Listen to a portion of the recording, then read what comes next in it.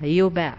Thank you. And I think the other very important part of that conversation has to be a continued investment in science and research and innovation, because a lot of the things you're talking about, the kind of new manufacturing, we're going to continue to rely on the knowledge economy and the brilliant new innovators and the great new scientists and the great new technologies and research. And we need to be sure that even in these difficult budget times, we're making investments in science and research that are going to help protect those jobs of the 21st century, so that we can not only develop the ideas but then manufacture the products that are related to them. So I think that that's a second important part of it. I know the gentleman from California. Well, I only want to take a second here. I noticed one of our colleagues from Texas has joined us, and she's a strong advocate of returning American manufacturing.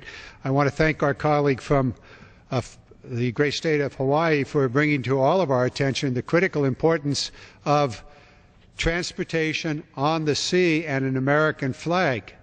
Just for a moment, she caused in my mind a memory to return about an article that I read about where the ship is flagged, that is, where it's licensed. And I recall that, I think it's from Florida, the Carnival Cruise Lines, billion-dollar operation, with the ships actually flagged, I believe, in Panama. Interestingly, the tax that they pay to the U.S. government, that is their corporate income tax, zero, nada, nothing, largely because they're able to avoid the American laws by flagging their ship offshore. We need these ships flagged in America for many reasons, and certainly the issue that she raised about national defense. Corporate tax policy, the R&D tax credit, another one of the bills that the Democratic caucus has put forward to permanently put in place the research and development tax credit so that we can expand the genesis, the beginning of tomorrow's manufacturing, which actually comes through the research. We can go on and on about that.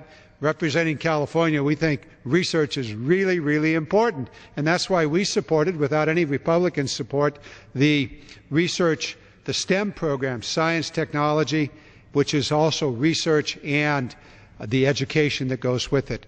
Many, many things going on here. One of the things I found so disturbing was the effort by our Republican colleagues to back off the research, to reduce the research in America, when in fact that's where the future comes from. I'm going to yield back, Mr. Cicilline, and then we go on.